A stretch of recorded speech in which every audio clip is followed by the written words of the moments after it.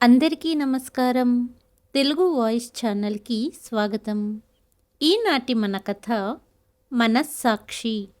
ఒకసారి రాజయ్య నిద్రిస్తున్న సమయంలోనే ఎవరో ఫోటో తీసి కలెక్టర్ గారి తండ్రి నులక మంచం మీద పడుకున్నాడు అని పెద్ద పెద్ద అక్షరాలతో క్యాప్షన్ పెట్టి పేపర్లో వేశారు. అది చూసినప్పటి నుండి పార్థు మామగారు జగదీశ్వరరావు గారు కూతురు కుసుమ అవమానంగా ఫీలయ్యారు. కోడలు చూసుకోవట్లేదని కావాలనే మామయ్య అలా చేస్తున్నారు అన్నది కుసుమ. కానీ పార్థు మౌనంగా తన పని తను చేసుకున్నాడు. కలెక్టర్ గారి తండ్రి అయ్యుండి రాజయ్య గారికి నులక మంచం మీద పడుకునే పరిస్థితి ఎందుకొచ్చింది? ఏవండి, బిజీగా ఉన్నారా అంటూ గది తలుపు వద్ద నిలబడి లోపల ఉన్న భర్తను అడిగింది కుసుమ. సాధారణంగా పార్థు ఆఫీసు గదిలోకి ఎవ్వరూ రారు.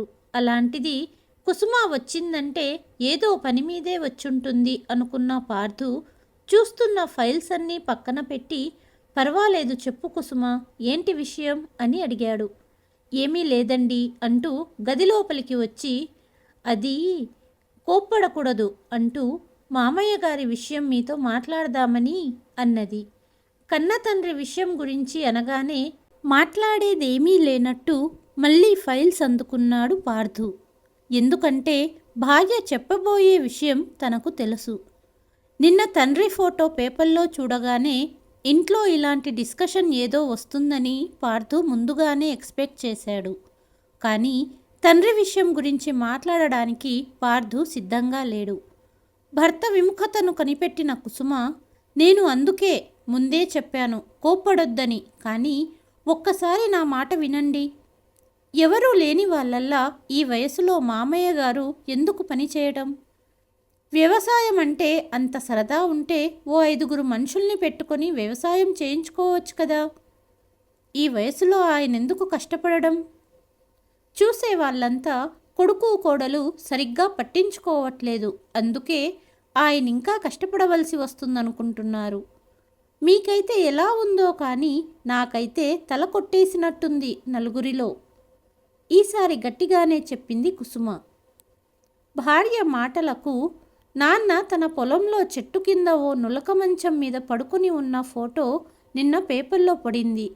ఆ ఫోటో చూసి నాకు కూడా చాలా ఫోన్లు వచ్చాయి. ఏమిటిదంటే ఏమని చెప్పను అంటూ ఒకసారి తండ్రితో జరిగిన సంభాషణ గుర్తుకొచ్చింది పార్థుకి. నాన్న కోరికది. తన సొంత పొలంలో ఉంటే ఆయనకది సింహాసనం మీద కూర్చున్నంత అనుభూతినిస్తుంది. అది ఎంతమందికని చెప్పగలను? చెప్పినా ఎవరికీ అర్థం కాదు. చివరికి ఆయన కష్టపడుతున్నారని చూసేవాళ్లే అనుకుంటున్నారు. కానీ ఆ మట్టితో కలిసి బతకటం ఆయనకు చిన్నప్పటి నుండి ఉన్న ఓ కళ. అందరికీ అది అర్థం కాదు. మట్టితో అనుబంధం ఉండేవాళ్లే అర్థం చేసుకోగలరు. ఒకప్పుడు నేను కూడా అందరిలాగే నాన్నను అర్థం చేసుకోలేక, నాన్న ఇంకా ఎందుకు కష్టపడడం, నాకు మంచి ఉద్యోగం వచ్చింది, ఈ పల్లెటూరు వదిలి పట్టణం వెళ్ళిపోదాం రండి, ఇక్కడ మనకు ఆస్తులు కూడా ఏమీ లేవు కదా, ఇంకా ఎందుకు ఈ పల్లెటూరిలో అని అన్నాను. అప్పుడు నాన్న చెప్పిన సమాధానం 20 ఏళ్ళైనా ఇంకా నిన్నే చెప్పినంత బాగా గుర్తుంది నాకు అనుకుంటూ గత జ్ఞాపకాల్లో ఉన్న పార్థుని, అక్కడే ఉన్న భార్య, ఏమిటండి ఆలోచిస్తున్నారు, ఏమీ మాట్లాడరు అంటూ చెప్పడంతో తన ఆలోచనల నుండి బయటపడ్డాడు పార్థు. చూద్దాములే అంటూ మాట దాటవేశాడు. మీరెప్పుడూ ఇంతే, నేను ఏది చెప్పినా ఏది సరిగ్గా పట్టించుకోరు అంటూ కుసుమ పార్థు గది నుండి బయటికి వెళ్ళిపోయింది. భార్య బయటకు వెళ్ళగానే మళ్ళీ తన టేబుల్ మీద ఉన్న ఫైల్స్ వైపు దృష్టి సారించాడు. కానీ మనసు వాటి మీద నిలబడటం లేదు. నా చిన్నప్పటి జ్ఞాపకాలు కళ్ళ ముందు కదులుతున్నాయి. చెప్పడానికి సంపన్న కుటుంబం ఏమీ కాదు, కానీ డబ్బు లేకపోయినా ఎంత బాగా ఉండేవో ఆ రోజులు. తాతల కాలం నాటి చిన్న పెంకుటిల్లు, అవసరాలకు ఉన్న 6 ఎకరాల భూమిని అమ్ముకొని జీవనం కోసం మళ్ళీ అదే భూమిలో కౌలు రైతుగా పనిచేస్తున్న నాన్న, నాన్నకు సాయంగా ఎప్పుడూ కష్టపడే అమ్మ, ఒక తమ్ముడు ఒక చెల్లి. ఇదే చిన్నప్పుడు పార్థు సంపద. సాధారణంగా కౌలు రైతులు కూలీ డబ్బులు కలిసొస్తాయని ఇంట్లో ఉన్న అందరూ కలిసి కష్టపడి పనిచేస్తారు. అలా అమ్మా నాన్న పొలం పనులకు వెళ్ళేవారు. ఊహ తెలిసినప్పటి నుంచి తమ్ముడు చెల్లెలు కూడా అప్పుడప్పుడు పొలం పనుల్లో నాన్నకు సహాయం చేసేవారు. కానీ నాన్న పార్థుని పొలం పనులకు ఎప్పుడూ రానివ్వలేదు. ఎప్పుడన్నా పొలం వద్దకు వెళ్ళినా పార్థు, నేను పొలం మీద వ్యవసాయం చేస్తాను, నువ్వు పుస్తకం మీద చదువనే వ్యవసాయం చెయ్యి, జ్ఞానమనే పంటను పండించు, ఉద్యోగమనే ఫలితాన్ని పొందు, అప్పుడు నీ చెల్లిని తమ్ముడిని బాగా చదివించు అనేవారు. వ్యవసాయం చేశావంటే పండితేనే పంట లేదా మెతుకుల కోసం వెతుక్కుంటూ నీ జీవితం గడపాల్సి వస్తుంది. వ్యవసాయానికి పురుగు పట్టినట్టే చదువులో కూడా చెడు అలవాట్లు, చెడు స్నేహాలు అనే ఆటంకాలు ఉంటాయి. వాటినన్నిటినీ అధిగమించి నీ లక్ష్యాన్ని చేరుకోవాలి. అంతవరకు నేను కష్టపడతాను. నువ్వు చదివే చదువు మీద ధ్యాస పెట్టు. అదే నువ్వు నాకు చేసే సాయం అని చిన్నప్పటి నుండి చెప్పేవాడు నాన్న. ఇంటిల్లిపాది పడిన కష్టాలని ఊహ తెలిసినప్పటి నుండి దగ్గరుండి చూసిన వాడిని. నాన్న మాటల విలువేమిటో పార్థుకి బాగా తెలుసు. అందుకని ఎప్పుడు నాన్న మాటలను గుర్తుపెట్టుకొని కష్టపడి బాగా చదువుకొని మంచి ఉద్యోగం సంపాదించాడు. ఉద్యోగంలో చేరాక మొదటి నెల జీతం తెచ్చి తండ్రి చేతిలో పెట్టాడు. ఇంటిల్లిపాది సంవత్సరమంతా కష్టపడి వ్యవసాయం చేసినా అంత డబ్బు ఏ రోజు చూడలేదు. ఆ రోజు ఇప్పటికీ పార్థుకి బాగా గుర్తు. నాన్న, ఇప్పుడు నేను మంచి ఉద్యోగం చేస్తున్నా కదా, ఇక మీరు అమ్మ అలా కష్టపడడం నేను ఒప్పుకోను.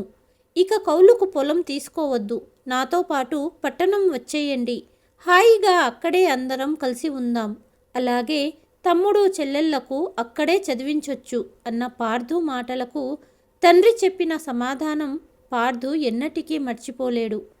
నేను వ్యవసాయం చేయడానికి ఎప్పుడూ కష్టపడలేదు. వ్యవసాయం చెయ్యడానికి భూమి లేక కష్టపడ్డాను.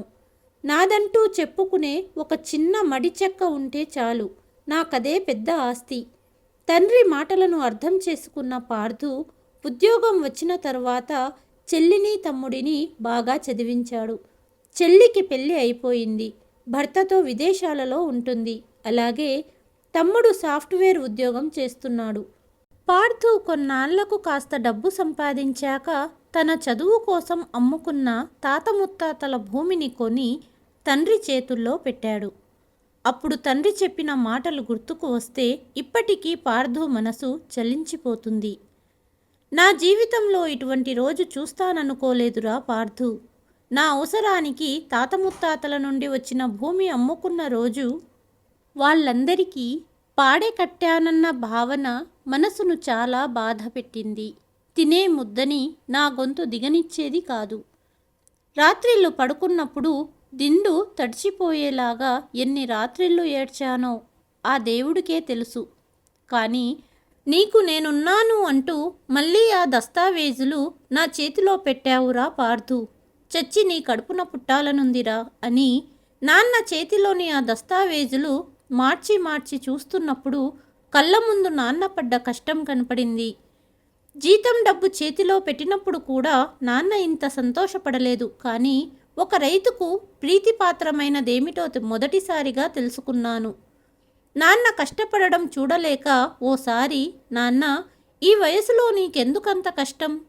ఎవరైనా మనిషిని పెట్టి వ్యవసాయం చేయించుకో అంటే, పార్థు, ఈ భూమి నా బిడ్డరా, నా బిడ్డను ఇంకొకరికి అప్పగించి నేనెలా ఉండగలను అని నాన్న చెప్పిన సమాధానం రైతుకు భూమికి మధ్య ఉన్న సంబంధమేమిటో నాకు పూర్తిగా అర్థమయ్యేలా చేసింది. ఆ తర్వాతెప్పుడూ తండ్రిని వ్యవసాయం చెయ్యొద్దని పార్థు అడగలేదు. ఎక్కువ కష్టపడకుండా వ్యవసాయం ఎలా చెయ్యొచ్చో కనుక్కొని ఆ పనిముట్లని నాన్నకు పంపించేవాడు.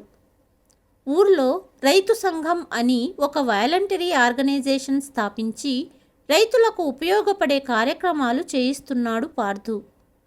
తండ్రి కోసం 6 ఎకరాల పొలంలో చిన్న ఫామ్ హౌస్ కట్టించాడు. కానీ రాజయ్య ఫామ్ హౌస్ కన్నా చిన్నప్పటి నుండి అలవాటైన ఆ చెట్టు కిందే నులక మంచం వేసుకుని విశ్రాంతి తీసుకునేవాడు. ఎందుకంటే ఆ పొలం తరతరాల నుండి వస్తుంది కాబట్టి ఆ కాలంలో అదే నులక మంచం మీద రాజయ్య తాతాతండ్రులు పడుకునేవారు.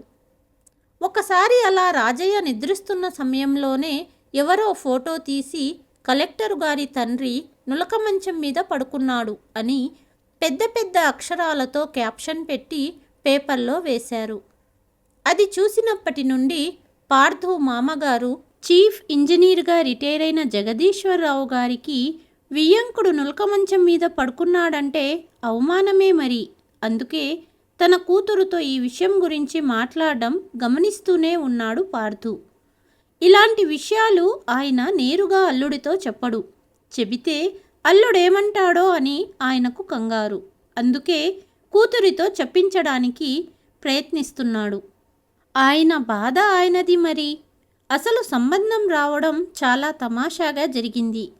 గోవర్ధనరావు అని పేరుతో ఉన్న ఇంకొక ఆఫీసర్ని కలవబోయి చిన్న తప్పిదం వలన పార్థు చిరునామాకి వచ్చాడు మధ్యవర్తి. తర్వాత అసలు విషయం తెలిసినా ఎందుకనో మళ్ళీ వెనక్కి వెళ్ళలేదు జగదీశ్వరరావు గారు. పెళ్లి చూపులకు పార్థు ఇంటికి వచ్చినప్పుడు జగదీశ్వరరావు గారు చాలా ఆవేశంతో కట్నం ఎంత కావాలన్నా అడగండి, ఎంతైనా ఇస్తాను అన్నాడు. అప్పుడు రాజయ్య సమాధానంగా మా అబ్బాయిని నేను అమ్ముకోనండి అనేశాడు. ఆ మాట జగదీశ్వరరావు గారికి ఎక్కడో గుచ్చుకుంది. రాజయ్య అలా అంటాడని ఆయన అస్సలు ఊహించలేదు. ఆస్తులేమీ లేనివాళ్ళు కట్నం ఇస్తామనగానే పెద్ద మొత్తం అడుగుతారనుకున్నాడు ఆయన. నిజానికి పార్థు కూడా తండ్రి సమాధానం అస్సలు ఎక్స్పెక్ట్ చేయలేదు. కట్నం కావాలని అడగడు కానీ కొడుకుని ఇంత ఖర్చు పెట్టి చదివించాడు కాబట్టి కట్నం ఇస్తే వద్దంటాడనుకోలేదు. తండ్రి సమాధానంతో పార్థు మనసులో తండ్రి స్థానానికి మరింత గౌరవం పెరిగింది. పార్థు ఉద్యోగం వచ్చిందన్న ఆర్డర్ కాగితం తెచ్చి తండ్రి చేతిలో పెట్టినప్పుడు ఎవరి ముందు తలదించకు, నీ మనస్సాక్షిని చంపుకొని ఏ పని చెయ్యకు, జీవితంలో ఎప్పుడైనా వెనక్కి తిరిగి చూసుకుంటే బాధపడే పని ఏదీ చెయ్యకు అని తండ్రి చెప్పిన మాటలు పార్థుకి ఇప్పటికీ గుర్తున్నాయి. రాజయ్య ఏమీ చదువుకోకపోయినా జీవితాన్ని కాచి వడబోసినట్లనిపించింది. ఆ మాటలు పార్థు అప్పుడప్పుడు గుర్తు తెచ్చుకుంటూనే ఉంటాడు. అందుకే అంత ఎత్తుకు ఎదగగలిగాడు. రాజయ్య ఏమీ లేనప్పుడు ఎలా ఉండేవాడో అన్నీ ఉన్నప్పుడు కూడా అలాగే ఉంటున్నాడు. అది వియ్యంకుల వారికి కోడలికి నచ్చడం లేదు. కానీ చిన్నప్పటి నుండి ఆయనను అలా చూడడం అలవాటు కాబట్టి పార్థుకి నాన్న చేసే పనులు పెద్దగా విచిత్రంగా అనిపించదు. కానీ ఇలా ఫోటోలలో చూస్తుంటే తండ్రి గురించి ఎంత తెలుసున్నా కలెక్టర్గా తనకు కూడా ఏదోలా అనిపిస్తుంది.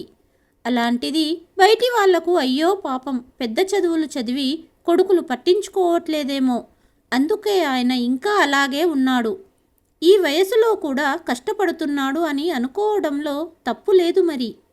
నిజం చెప్పాలంటే వాళ్ళెవరో అంటారని కాదు గాని పార్థుకి కూడా తండ్రి దర్జాగా ఉంటే చూడాలని ఉంటుంది. కానీ రాజయ్య ఆడంబరాలకు చాలా దూరం. మన దుస్తులని బట్టి సమాజంలో మనకు విలువ ఇచ్చే వాళ్లతో మనకేమి పనిరా అంటాడు. ఆయన మాటలలో నిజముంది. అందుకే కొడుకు కలెక్టర్ అయితే మాత్రం కలెక్టర్ తండ్రి ఈ రకంగానే ఉండాలి, ఇలాగే బట్టలు వేసుకోవాలని రూల్ ఏమన్నా ఉందా? ఆయనకు నచ్చినట్లు ఆయన ఉండడంలో తప్పేమీ లేదనుకున్నాడు పార్థు. ఈ దేశంలో ఉన్న రైతుకు ఆడంబరాలు ఏమీ అక్కర్లేదు. తను పండించడానికి సొంతంగా కొద్ది పొలం, పొలాన్ని నమ్ముకున్న బిడ్డలు ఉంటే చాలు. తనే రాజనుకుంటాడు. అందరినీ మార్చలేమేమో గాని మనం బ్రతకడానికి ఆహారాన్ని పండిస్తున్న రైతు రుణం కొద్దిగానైనా తీర్చుకుంటాను అనుకున్నాడు పార్థు మనసులో. తండ్రి తనున్న ఊరు వదిలి రాడు. తల్లికి రావాలని ఉన్నా నాన్నను వదిలి రాదు. మరెలా? ఆలోచించగా పార్థుకి ఒక్క విషయమే తట్టింది. కొండ రాజు దగ్గరికి రాకపోతే రాజే కొండ దగ్గరికి వెళ్ళాలి అనుకున్నాడు. వారం తర్వాత పేపర్లో తండ్రికి పొలం పనుల్లో సాయం చేస్తున్న కలెక్టర్ పార్థు అన్న క్యాప్షన్తో ఫోటో వచ్చింది. ఈసారి నులక మంచం మీద నాన్న ఒక్కడే లేడు. తన రెండు వైపులా పార్థు కొడుకు కూతురు ఉన్నారు. వారితో ముచ్చట్లాడుకుంటూ ఉన్నాడు రాజయ్య. అప్పుడు ఆ ఫోటో చూసిన ఎవ్వరికీ అయ్యో పాపం అనిపించలేదు. అబ్బా, ఎంత అదృష్టవంతుడో అనిపించింది. రాజయ్య కోరుకున్నదదే. మనిషి ఆస్తి సంపద కాదు, ఆత్మీయ సంపద సంపాదించుకోవాలి అనేవాడు. నేనున్నంత వరకు నాన్నకా సంపదను దూరం కానివ్వను అనుకున్నాడు పార్థు. బాబు పార్థు, చదువు చదువు అని నిన్నెప్పుడూ పొలం పనిలోకి రానివ్వలేదు గాని నువ్వు మట్టి తల్లిని ముద్దాడుతుంటే చూడాలని నాకు ఆశగా ఉండేది. ఇంకా ఆ కల నెరవేరదేమో అనుకున్నాను. నువ్విలా వచ్చి పొలం పనిలో నా పక్కన ఉండడం కలలో కూడా ఊహించలేదు. పుట్టిన గడ్డను మరవకురా అన్నాడు రాజయ్య. తాత, నాన్నే కాదు, ఇక ప్రతి సంవత్సరం సెలవుల్లో మేం కూడా పొలం పనిలో నీ పక్కనే ఉంటాము అన్నారు పార్థు కొడుకు అభి, కూతురు కీర్తి వాళ్ళ తాతయ్యతో. అది విన్న రాజయ్య కళ్ళల్లో ఆనంద భాష్పాలు రావడం చూశాడు పార్థు. ఈ కథ కనుక మీకు నచ్చితే please like, share and subscribe to Telugu voice. కథపైన మీ అభిప్రాయాన్ని కామెంట్ ద్వారా తెలియచేయండి. మరుసటి కథతో మళ్ళీ మీ ముందుకు వస్తాను. అంతవరకు సెలవు.